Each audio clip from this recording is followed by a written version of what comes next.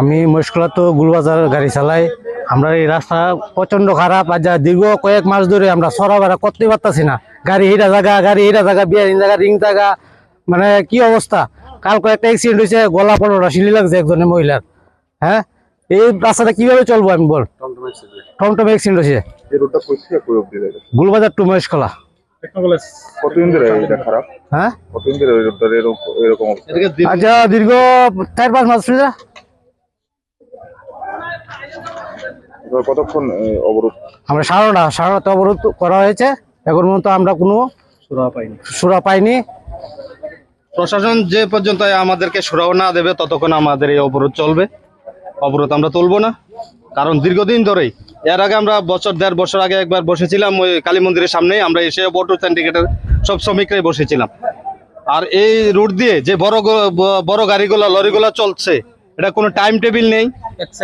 সারাদিন চলতেছে গাড়ি, সারাদিন চলছে। স্কুলের স্টুডেন্ট যেতে পারছে না, অফিস স্টাফ যেতে পারছে না, গাড়ি ঘোড়া যেতে, একটা রুগী নিয়ে যাওয়া যাচ্ছে না।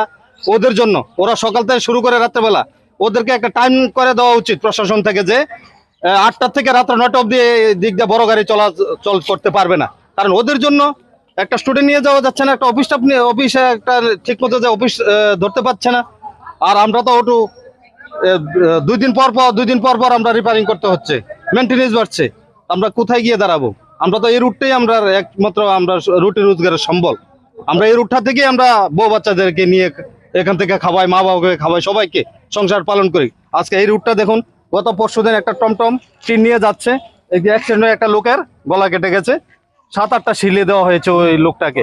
তো ওই লোকটা কি বাঁচবে কি মরবে এটা ভগবান জানে। তো এই বিষয়টা নিয়ে কি আপনাদের কোনো কথা হয়েছে?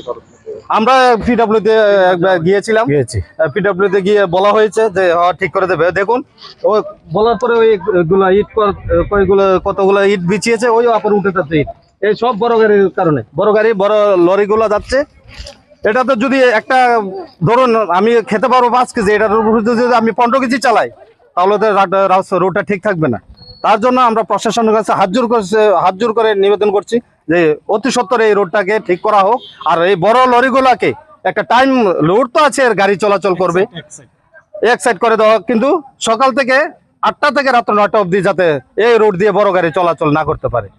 না ঠিক মতো তো অফিস স্টাফ যেতে পারে, স্কুল স্টুডেন্ট ঘুরে ঘুরে চলে যাচ্ছে, যেতে পারে না। ওরা পুরো রাস্তা জাম লাগিয়ে রাখে। আমরা অবরোধ করেছি এটা মধ্য ডুগলি ঘুষপাড়া রেল ব্রিজ সংলগ্ন।